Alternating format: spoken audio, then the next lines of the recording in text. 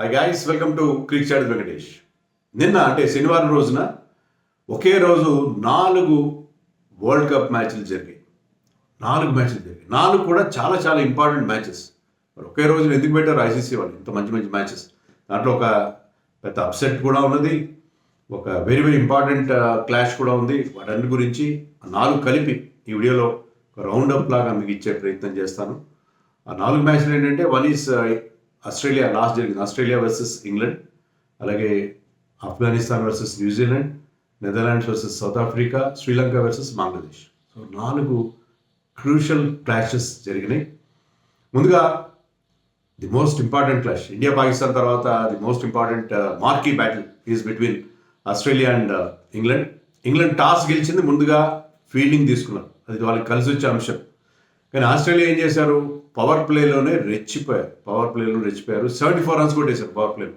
వాళ్ళ aggressive brand of cricket మనం sun Risers టీంలో ఎలా చూసాం, అలాగే వార్నర్ అయితే 200 స్ట్రైక్ రేట్ తాడు. వార్నర్ ఈ మధ్య స్ట్రైక్ రేట్ గొప్పగా ఉండట్లేదు, కానీ వార్నర్ వరల్డ్ కప్స్లో ఎలా ఆడుతాడో మనకు తెలుసు. 200 స్ట్రైక్ రేట్లో ఒక 30-35 అని చేశారు. ఎవ్వరు 50 చేయలేదండి. 4 40s ఉన్నాయి, ఒక 20s ఉన్నాయి, బట్ దిస్ క్రాస్ 200 ఈ వరల్డ్ కప్లో క్రాస్ కావడం ఇదే మొదటిసారి. అన్నీ మనం 150లు బిలో 100 స్కోర్లు చూస్తూ వచ్చాం. కానీ ఆస్ట్రేలియా, మన పాత చింతకాయ పచ్చడానికి ఆస్ట్రేలియా వాళ్ళు బ్రహ్మాండంగా కొత్త ఆవకాయలాగా ఆడారు. పాత చింతకాయ పచ్చడిలాగా ఇప్పుడు కొత్త ఆవకాయ మీరు రుచి చూస్తుంటారు. కొత్త ఆవకాయలాగా భలే టేస్టీగా ఆడారు. సో వాళ్ళు అగ్రెసివ్ బ్రాండ్ ఆఫ్ క్రికెట్. ఎప్పుడైతే ట్రావిస్ హెడ్ అండ్ వార్నర్ కలిసి పవర్ ప్లేలో వాళ్ళు 180 స్ట్రైక్ రేట్ 200 స్ట్రైక్ రేట్తో 74 రన్స్ కొట్టారో బ్రహ్మాండమైన మొమెంటం ఇచ్చారు. పవర్ ప్లేలో ఇద్దరు అవుట్ అయిపోయారు.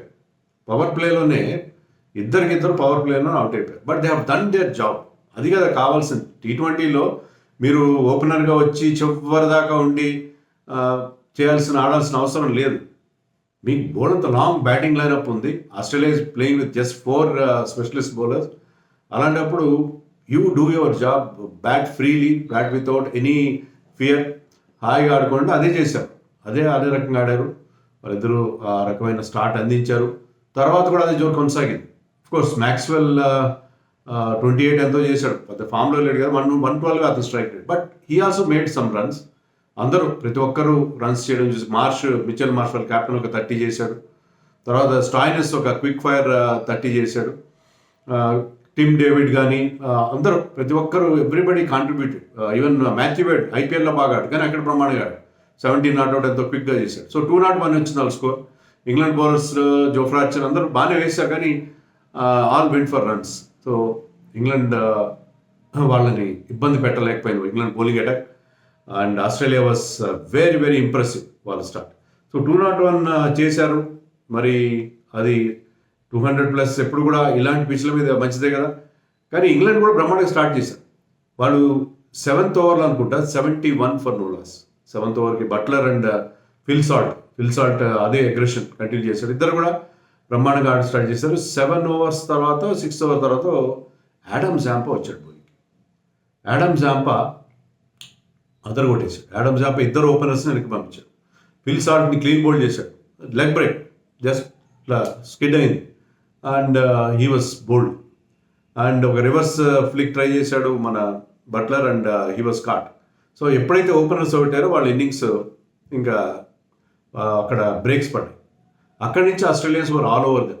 జాంపా బౌల్డ్ బ్యూటిఫుల్లీ, 28 రన్స్ ఇచ్చి ఆ 2 wickets ఇంపార్టెంట్ వికెట్స్ ఇచ్చాడు. Man of the match award గెలుచుకున్నాడు. స్పిన్నర్స్ ఎంత ఇంపాక్ట్ క్రియేట్ చేస్తారనేది ఈ శనివారం నాటి మ్యాచ్లో మనకు క్లియర్గా అర్థమైంది. సో ఫస్ట్ వీక్ గడిచి సెకండ్ వీక్లోకి ఎంటర్ అవుతూనే స్పిన్నర్స్ ఎంత ఇంపార్టెంట్ అనేది ఇక్కడ తెలుస్తుంది. Maxwell also started bowling well, but ఒక ఓవర్లో Moeen Ali hit him for 3 sixes. అది మినహాయిస్తే మ్యాక్స్వెల్లే కాదు, ప్యాట్ కమిన్స్ ఈ మ్యాచ్లోకి వచ్చాడు. నేథన్ ఎల్లిస్ అతను he has proved himself, 2 wickets తీశాడు. ఈవెన్ ఎవ్రీబడి, హ్యాజల్వుడ్ వచ్చి ఒక వికెట్ తీశాడు మిడిల్ ఓవర్స్లో. సో టైట్ బౌలింగ్ వేయడం వాళ్ళని చూసాం. Stoinis also bowled well. Stoinis మరి ఆల్రౌండర్గా మంచి పర్ఫార్మెన్స్ ఇస్తున్నారు కదా వరల్డ్ కప్. సో వాళ్ళు ఏ మాత్రం అవకాశం ఇవ్వలేదు ఇంగ్లాండ్కి. ఎక్కడ కూడా ఎప్పుడైతే ఓపెనర్స్ ఇద్దరు అవుట్ అయ్యారో అక్కడి నుంచి ఇది స్ట్రగ్లింగ్. ఆ మొయిన్ అలీ కొట్టిన 3 sixes ఓవర్లోనే కొద్దిగా ఏమన్నా మనకి కాస్త వాళ్ళ నుంచి కాస్త కౌంటర్ అటాక్ కనిపించింది. అంతకు మించి ఎవ్వరు కూడా, లియామ్ లివింగ్స్టన్ కావచ్చు, ఎవ్వరు కానీ వాళ్ళకి వాళ్ళకి అవసరమైన మొమెంటం, ఆ యాక్సలరేషన్ ఇవ్వలేకపోయారు. Because they were facing a big target. So ఇంగ్లాండ్కి ఆ ఇద్దరు ఓపెనర్స్ తర్వాత ఏ మాత్రం వాళ్ళకి రావాల్సిన మొమెంటం రాని పరిస్థితి చూసాం. And Zampa bowled even the 18th over he bowled well, 19th over bowled Pat Cummins very well. So ఎక్కడ కూడా అవకాశం ఇవ్వకుండా ఇంగ్లాండ్ మీద 36 runs తేడాతో చాలా ఈజీగా గెలిచేశారు Australia. So Australia has proven themselves. ఇది చాలా ఇంపార్టెంట్ మ్యాచ్, ఎందుకంటే defending T20 champion versus the reigning one day world cup champion మధ్య జరుగుతున్న మ్యాచ్. ఇంగ్లాండ్ ఆస్ట్రేలియా క్లాషెస్ ఎప్పుడు కూడా చాలా ఇంపార్టెంట్ క్లాషెస్. సో ఇక్కడ ఈ మ్యాచ్లో ఇంగ్లాండ్ వాజ్ సెకండ్ బెస్ట్. ఖచ్చితంగా ఆస్ట్రేలియా తమ సత్తా ఒక్కసారి చాటుకుంది. England on paper they are looking very good. Bairstow ఉన్నాడు, మంచి ప్లేయర్స్ ఉన్నారు అక్కడ, కానీ ఎవ్వరు కూడా అక్కడ సరిగ్గా ఆడని పరిస్థితి. మన Harry Brook looked out of sorts rather. అతను చాలా వెనక్గా, I think he batted number 6, that is not the right place for him అని నాకు అనిపించింది. సో ఏ రకంగా చూసుకున్నా ఇంగ్లాండ్ పూర్తిగా డౌన్ అండ్ అవుట్గా. విల్ జాక్స్ మరి అంత అద్భుతంగా ఆడాడు మన ఐపీఎల్లో అతను కానీ. సో ఆస్ట్రేలియా కాట్ వెల్, మంచి క్యాచ్లు పట్టుకున్నారు. సో ఒక professional and meticulous display from Australia. So ఒక డేంజర్ బెల్స్. ఫస్ట్ మ్యాచ్లో అంత బాగా ఆడలేదు వాళ్ళు. ఫస్ట్ మ్యాచ్లో ఉగాండా మీద అనుకుంటా 160 అంతా చేశారు, అంత గొప్పగా ఆడలేదు. బట్ ఒక్కసారి ఆ రస్టీనెస్ అంటే టీమ్గా కంబైన్ అవడంలో కొంచెం టైం తీసుకున్నారు. But they are now looking very good. And England paper మీద కనిపించినంత ఎఫెక్టివ్గా వాళ్ళు ఆడట్లేదేమో నాకు అనిపించింది. సో అదే మనం మ్యాచ్ వాళ్ళకి టీమ్ అనాలిసిస్లో కూడా అనుకున్నాం. సో అదే పరిస్థితి ఇంగ్లాండ్కి. తర్వాత ఆఫ్ఘనిస్తాన్ వాళ్ళు న్యూజిలాండ్ ఫస్ట్ టైం T20sలో ఓడించారు. మార్నింగ్ జరిగిన మ్యాచ్ సూపర్ మ్యాచ్. అసలు ఆఫ్ఘనిస్తాన్ ఓపెనర్స్ ఇద్దరు ఒక సెంచరీ పార్ట్నర్షిప్ చేశారు, గుర్బాజ్ అండ్ ఇబ్రాహిం జర్దరాన్. వాళ్ళు ఏంటంటే ఫస్ట్ 10 ఓవర్స్లో 55 runs మాత్రం చేశారు. అంటే పిచ్ వాజ్ నాట్ కండ్యూసివ్. అది మనం అనుకున్నాం కదా, పిచ్ అంత గొప్పగా లేదు, కానీ వాళ్ళు 55 runs చేశారు 10 ఓవర్స్లో. చాలా స్లోగా స్టార్ట్ చేశారు. అంటే వాళ్ళు శాంటనర్ జాగ్రత్తగా ఆడుకోవాలి, ట్రెంట్ బోల్ట్ జాగ్రత్తగా ఆడుకోవాలి అనుకున్నారు. అందుకని వాళ్ళు స్లోగా స్టార్ట్ చేశారు. బట్ పార్ట్నర్షిప్ అయితే కంటిన్యూ చేస్తారు. సో 10 ఓవర్స్ తర్వాత డ్రింక్స్ బ్రేక్ తర్వాత వాళ్ళకి బహుశా వాళ్ళ కోచ్ జోనథన్ ట్రాట్ కానీ కెప్టెన్ రషీద్ ఖాన్ కానీ లైసెన్స్ ఇచ్చారు, గో ఫర్ ద షాట్స్. అక్కడి నుంచి గుర్బాజ్ కానీ ఇబ్రహీం కానీ పెద్ద షాట్స్ కొట్టడం ప్రారంభించారు. దాంతో తర్వాత వాళ్ళకి 104 runs వచ్చాయి మిగతా 10 ఓవర్స్లో. వాళ్ళిద్దరూ 80 నాట్అవుట్ చేశాడు. Gurbaz batted brilliantly. ఇబ్రహీం పెద్ద స్కోర్ చేయకపోయినా చాలా మంచి పార్ట్నర్షిప్. తర్వాత ఎవరు పెద్దగా రన్స్ చేయలేదు, ఇంక్లూడింగ్ రషీద్ ఖాన్ రన్అట్ అయ్యాడు. బట్ స్టిల్ 159 బిలో పార్గా అనిపించింది మనకి, కానీ పిచ్ అంత గొప్పగా లేదు. దాని మీద రషీద్ ఖాన్ రిచ్ స్పిన్నర్స్. శాంటనర్ ఒక వికెట్ రాలేదు, కానీ రషీద్ ఖాన్ అద్భుతంగా బౌలింగ్ చేసి Rashid Khan got 4 wickets, 4 for 18 అతని figures. So wonderful spell for Rashid Khan. And not to forget Fazal Haq Farooqi. అతన్ని పక్కన పెట్టారు Sunrisers, they benched him for the entire season. So వాళ్ళ కివీ కోచ్, వాళ్ళ న్యూజిలాండ్ కోచ్ డేనియల్ వెట్టోరీకి ఒక రిమైండర్ పంపించాడు. న్యూజిలాండ్ టీంని మీద 4 wickets తీశాడు. టపా స్టార్టింగ్లో అతనే బ్రేక్ త్రూస్ ఇచ్చాడు. తర్వాత రషీద్ ఖాన్ పిక్చర్లోకి వచ్చాడు. So wonderful bowling by Fazal Haq Farooqi. First మ్యాచ్లో 5 wickets, ఇక్కడ 4 wickets against much stronger team. So 75 all out అయిపోయారు న్యూజిలాండ్. Humiliating defeat. న్యూజిలాండ్ ఇంత చిత్తుగా ఓడిపోవడం ఎప్పుడు లేదు. ఐ థింక్ వాళ్ళు ఇలాంటి ఒక అసోసియేట్ నేషన్ చేతిలో ఓడిపోవడం వరల్డ్ కప్స్లో ఏదో మొదటిసారి ఏదో చదవలేదు. I'm not 100% sure, correct me if I'm wrong. So చాలా న్యూజిలాండ్ ఎప్పుడు కూడా ఎఫిషియెంట్గా ఆడతారు, మరీ బ్రహ్మాండంగా ఆడరు, మరీ దారుణంగా ఆడరు. కానీ ఇక్కడ చాలా హ్యూమిలియేటింగ్గా ఓడిపోయారు వాళ్ళు. కెప్టెన్ కేన్ విలియమ్సన్ మరి వెల్స్ వర్సెస్ రషీద్ ఖాన్, ఇద్దరు సన్ రైజర్స్తో కలిసి ఆడిన వాళ్ళు. ఇద్దరు they are in the opposite క్యాంప్స్ను. సో రషీద్ ఖాన్ టీం బ్రహ్మాండంగా పర్ఫామ్ చేశారు. వాళ్ళు 2 మ్యాచ్లు కూడా పెద్ద మార్జిన్తో, వాళ్ళది నెట్ రన్ రేట్ చూస్తే 5-4 ఉంది. ఎప్పుడు అలాంటి చూడం. అద్భుతమైన నెట్ రన్ రేట్తో వాళ్ళు ముందుకు సాగుతున్నారు. సో సర్ప్రైజ్ ప్యాకెట్గా ఉన్నారు ఆఫ్ఘనిస్తాన్. మరొకటి శ్రీలంక బంగ్లాదేశ్ మ్యాచ్ కూడా అద్భుతంగా జరిగింది. ఈ మ్యాచ్లో కూడా స్పిన్నర్ మనం రషీద్ ఖాన్ గురించి మాట్లాడుకున్నాం, మనం జాడమ్ జాంపా గురించి మాట్లాడుకున్నాం. ఇప్పుడు ఈ మ్యాచ్లో కూడా రిషాద్ హుస్సేన్ అని పెద్దగా పేరు వినని లెగ్ స్పిన్నర్, అతను 3 wickets తీసాడు. అతను man of the match award గెలుచుకున్నాడు.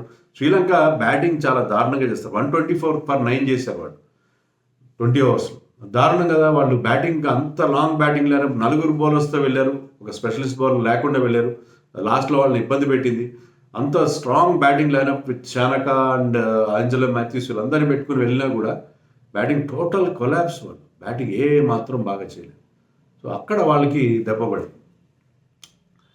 సో వాళ్ళు 129 మాత్రమే చేశారు. బట్ కొంచెం ఎక్కువ రన్స్ చేస్తే శ్రీలంక బౌలర్స్ బ్రహ్మాండమైన బౌలర్స్ ఉన్నారు వాళ్ళు. Thushara got 4 wickets, Pathirana was bowled well, Hasaranga got 2 wickets, Theekshana మంచి బౌలింగ్ అటాక్ ఉంది, కనీసం 150 చేసుకుంటే గెలిచిండేవారు. కానీ అలా చేయలేరు వాళ్ళు. బంగ్లాదేశ్ స్ట్రగుల్డ్, 125 for 8 చేశారు బంగ్లాదేశ్. ఓన్లీ వాళ్ళ wicket keeper Litton Das and Towhid Hridoy batted, చాలా యంగ్స్టర్, చాలా టాలెంటెడ్ ప్లేయర్. అతను ఒక ఓవర్లో 3 సిక్స్లు కొట్టాడు అసరంగా బౌలింగ్లో. అక్కడ మ్యాచ్ స్టార్ట్ అయింది. అంతవరకు వాళ్ళు they were struggling. So Litton Das and Towhid Hridoy చేసిన 30s 40s అవి వాళ్ళకి హెల్ప్ చేసాయి. మిగతా వాళ్ళందరూ ఫెయిల్ అయ్యారు. లాస్ట్లో మహమ్మదుల్లా అంటే ఒక సీనియర్ 38-year-old మ్యాన్, అతను ఉండడంతో ఏంటంటే ఇంకా ఒక ఓవర్ మిగిలి ఉండగానే టీంని గెలిపించి పెట్టాడు. లాస్ట్లో ఎంత ట్రై చేసిన వాళ్ళు 5th బౌలర్ లేకపోవడంతో ఏంటంటే లాస్ట్ 2 ఓవర్స్లో వాళ్ళకి ప్రాపర్ బౌలర్ లేని పరిస్థితి మనకు అనిపించింది. సో మెయిన్ బౌలర్స్ అందరిది అయిపోయింది. సో బ్యాటింగ్ లెంతన్ చేస్తున్నారు, కానీ ఉన్న బ్యాట్స్మెన్ ఎవరు బాగా ఆడినప్పుడు బ్యాటింగ్ లెంతన్ చేసుకుంటే ఏంటి ఉపయోగం? సో శ్రీలంక బ్యాటింగ్ బాగా చేస్తే వాళ్ళు రాణించే అవకాశం ఉంది. But they started off the tournament very very badly అని అనిపిస్తుంది నాకు. సో బ్యాటింగ్లో వాళ్ళ కష్టాలు కొనసాగుతున్నాయి. And Bangladesh did really well to win this match. ఇంకా నెదర్లాండ్స్ సౌత్ ఆఫ్రికా, ఇది చాలా ఇంట్రెస్టింగ్ కాంటెస్ట్. నెదర్లాండ్సే కదా అని అనుకోవడానికి లేదు, ఎందుకంటే నెదర్లాండ్స్ మనం రీసెంట్గా వన్డే వరల్డ్ కప్లో సౌత్ ఆఫ్రికాని ఓడించారు. Last time T20 world cup 2022లో కూడా ఓడించారు. సో నెదర్లాండ్స్ సౌత్ ఆఫ్రికా మధ్య రైవల్రీ ఎలాగో ఉంది. అండ్ వాళ్ళు 103 మన పిచ్ పైన, మన న్యూజిలాండ్ న్యూయార్క్ నైట్ మేర్ అంటున్నాను నేను దాన్ని. సో న్యూయార్క్ నైట్ మేర్ ఆ పిచ్ పైన మనం ఆడబోయే గ్రౌండ్లో ఆడారు. బహుశా అదే పిచ్ మీద, పిచ్ నెంబర్ 2 మీద మన ఇండియా పాకిస్తాన్ మ్యాచ్ కూడా జరగచ్చు. సో నెదర్లాండ్స్ ఎక్స్ట్రా బౌన్స్ ఉంది, సీ మూమెంట్ ఉంది. మార్క్ యాన్సన్ గా 2 వికెట్స్, అందరూ వికెట్స్ టపటపా వికెట్లు తీయడం చూసాం. ఇక్కడ స్పిన్నర్స్ కంటే కూడా పేసర్స్కి ఎక్కువ వికెట్లు వస్తాయి కదా. And Baartman got 4 wickets. Baartman చాలా ఎకనామికల్గా is just sticking to the basics. Ottneil Baartman కొత్తగా వరల్డ్ కప్ ఆడుతున్నాడు, కానీ 2 మ్యాచ్లో is very very impressive. He got 4 wickets. రబాడాకి వికెట్స్ రాకపోయినా ఆండ్రిక్ నోకియా 2 వికెట్స్, ఫస్ట్ మ్యాచ్లో 4. సో ఐపీఎల్కి ఇక్కడికి ఎంత తేడా ఉంటుంది. హార్దిక్ పాండ్యా కూడా అది జరుగుతుందని అనుకుంటున్నాను. ఐపీఎల్లో ఫెయిల్ అయిన నోకియా ఇక్కడ బ్రహ్మాండంగా పర్ఫామ్ చేయడం మనం చూస్తున్నాం. సో 103 మాత్రమే చేశారు వాళ్ళు, 9 వికెట్స్కి. ఒక స్టేజ్లో మరీ దారుణంగా ఉన్నారు. లాస్ట్లో కొంచెం వాళ్ళకి ఏదో ఒక చిన్న రెసిస్టెన్స్ మనకి వచ్చింది. తర్వాత వీళ్ళు కూడా స్ట్రగుల్ అయ్యారు, వీళ్ళు కూడా చాలా స్ట్రగుల్ అయ్యారు. 4 వికెట్స్ పవర్ ప్లేలో పడ్డాయి. 12 for 4. They were reduce to 12 for 4, including Klaasen de Kock is going through a horror. De Kock కానీ Markram, Reeza Hendricks run out, de Kock run out అయ్యాడు, Reeza Hendricks, everybody got out to Netherlands. So Netherlands was all over them. కానీ అక్కడ Tristan Stubbs and Miller the killer ఇద్దరు కలిసి టీంని గెలిపించారు. Miller ఎంత important finisher అనేది మరొకసారి ప్రూవ్ చేశారు. వాళ్ళిద్దరి మధ్య ఒక మంచి partnership. I think they added some 65 runs అయితే యాడ్ చేశారు, 65-75 runs యాడ్ చేశారు. సో అక్కడి నుంచి 12 for 4 నుంచి టీంని ముందుకు తీసుకెళ్ళి వాళ్ళిద్దరూ స్లో అండ్ స్టడీగా, మిల్లర్ మామూలుగా చాలా బిగ్ హిట్స్కి వెళ్తాడు, కానీ అక్కడ ఏంటంటే రన్స్ ఎక్కువ అవసరం లేదు. They needed a partnership. చిన్న టార్గెట్ ఉన్నప్పుడు ఒక 50 runs partnership would be enough. అదే స్టబ్స్ తన ఐపీఎల్ ఫామ్ని కంటిన్యూ చేశాడు. సో స్టబ్స్ అవుట్ అయినా, యాన్సన్ అవుట్ అయినా, Miller was there still there to win them the match. So ఒక పెద్ద అప్సెట్, మరొక అప్సెట్ తప్పించుకున్నారు సౌత్ ఆఫ్రికా. సో 4 మ్యాచ్లు, శనివారం నాటి 4 మ్యాచ్లు చాలా ఇంట్రెస్టింగ్గా జరిగాయి. రాత్రి నాకు కూడా నిద్ర లేదు, ఇంగ్లాండ్ సౌత్ ఆఫ్రికా మ్యాచ్ చూశాను నేను. బట్ పొద్దున్న మీకోసం వీడియో చేయాలి కాబట్టి చేస్తున్నాను నేను. I have to catch some sleep.